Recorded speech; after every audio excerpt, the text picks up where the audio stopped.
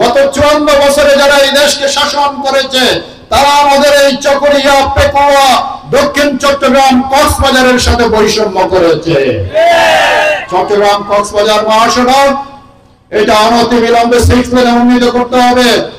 বাংলাদেশের অতীতের যোগাযোগ মন্ত্রণালয়ের যারা দায়িত্বে ছিলেন, সরকারের যারা দায়িত্বে ছিলেন, তারা এই সড়ককে ডেভেলপ করে নাই।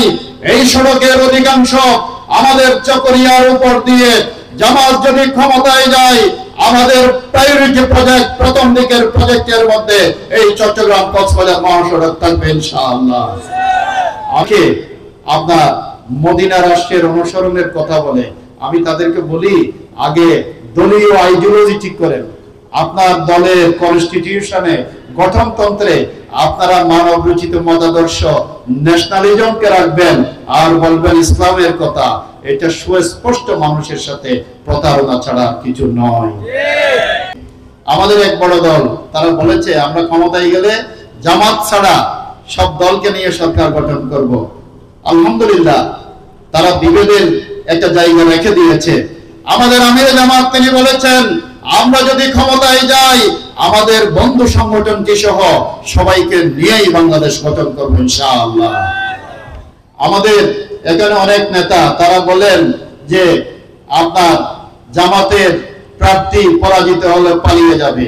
আমি তাদেরকে বলতে চাই পালিয়ে যাওয়ার ইতিহাস জামাতের কাছে নাই। জামাতের নেতারা ভারতে, ইউরোপে, লন্ডনে কোথাও পালায় না। তারা সত্যের জন্য, দেশের জন্য হেসে হেসে ফাঁসির মঞ্চে যায়। আমরা এই চকরিয়াবাসীর সাথে সব সময় আছি। আগামী দিনেও জীবনের শেষ রক্তবিন্দু দিয়ে চকরিয়া, পেকুয়ার মানুষের অধিকার আদায়ের জন্য আমরা চেষ্টা করে যাব। সকল মানুষের আজকে স্লোগান সব দেখেছি বারবার, দাড়ি পাল্লা এইবার আর বেগুন্দরে চাইয়ে ওদের, এবার আর জামাত ইসলামের চাইম ইনশাআল্লাহ। আর বেগুন্দরে চাই এবার হারে চাইম জামাত ইসলামের চাইম। বাংলাদেশ জামাত ইসলামে যদি ক্ষমতায় যায়, আমাদের আমির জামাত তিনি বলেছেন আগামী দিনে আমাদের আরেকটা লড়াই আছে। এই লড়াই হবে দুর্নীতির বিরুদ্ধে। আমাদের দুর্নীতিতে এই দেশ বারবার চ্যাম্পিয়ন হয়েছে। তাদের কাছে এই জাতিকে নতুন করে কোনো কিছু দেওয়ার নাই। তারা 10 মিনিট বক্তৃতা দিলে 8 মিনিট আমাদের বিরুদ্ধে বলেন। আমরা আশ্চর্য হয়ে যাই, এত বড় একটা দলের নেতারা আপনাদের নিজস্ব কোনো বক্তব্য নাই। আমরা কি করি, আমরা কি বলছি, এইটা ছাড়া আপনাদের নিজস্ব কোনো এজেন্ডা নাই, আপনাদের নিজস্ব কোনো পরিকল্পনা নাই। এত দেউলিয়ত্বের মুখোমুখি আপনারা হয়েছেন। আজকে আমরা তাদেরকে বলতে চাই আমরা আপনাদের যৌক্তিক রাজনৈতিক সমালোচনা করব, কিন্তু কাউকে হেয় করে, ইনসাল্ট করে কথা বলার রুচি আমাদের নাই। আমরা সেই কথাই বলি, ওহারা প্রচার করুক হিংসা বিদ্বেষার নিন্দাবাদ, আমরা বলিব সাম্য শান্তি এক আল্লাহ জিন্দাবাদ। বছরে দেখেছি চাঁদার জন্য কিভাবে মানুষ মারা হয়েছে। মিটফুডের সামনে একজন যুবককে পাথর মেরে মেরে হত্যা করা হয়েছে। আপনার মিডিয়ার সামনে আপনার সেই ভিডিও ধারণ করা হয়েছে, সিসি ফুটেজ এসেছে।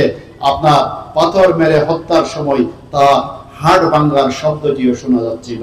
এত নৃশংসভাবে তারা মানুষ হত্যা করতে পারে। আপনারা দেখেছেন নারায়ণগঞ্জে কিভাবে ইট মেরে মেরে মানুষ হত্যা করা হয়েছে। শুধুমাত্র দলীয় কুন্দলে এই সময়ের মধ্যে 1.5 শতাধিক নেতাকর্মী হত্যার শিকার হয়েছে। আপনারা দেখেছেন যে আমাদের এই অঞ্চলে আপনার বিভিন্ন প্রজেক্ট, জমি এবং দোকানপাট, station, tempo station, CNG station সবগুলোতে চাঁদাবাজি হচ্ছে। আমি নতুন জিনিস দেখেছি, চকরিয়ায় টমটম থেকে আপনার 10 টাকা করে প্রতিদিন আদায় করা হয়, অথচ সবচেয়ে বেশি টমটম কক্সবাজারে। সেখানে কিন্তু টমটম থেকে কোনোদিন টাকা নেওয়া হয় না। আমার গরিব টমটম ড্রাইভার ভাইয়েরা মাথার গাম পায়ে ফেলে কয় টাকা ভাড়া দেওয়ার পর তাদের থাকে, সেখান থেকে প্রতিদিন তাদের থেকে 10 টাকা করে চাঁদা নেওয়া হচ্ছে। চাঁদার হাত থেকে এদেশের টমটম ড্রাইভাররা রেহাই পেল না। আমার তাদের কাছে নতুন বাংলাদেশ একটা সুবিচারের বাংলাদেশ, ন্যায় ইনসাফের বাংলাদেশ, সম্প্রীতির বাংলাদেশ, অক্ষের বাংলাদেশ, এটা কি প্রত্যাশা করা যায় ভাই? আমরা চাই একটা অক্ষের বাংলাদেশ, আমরা সবাইকে নিয়ে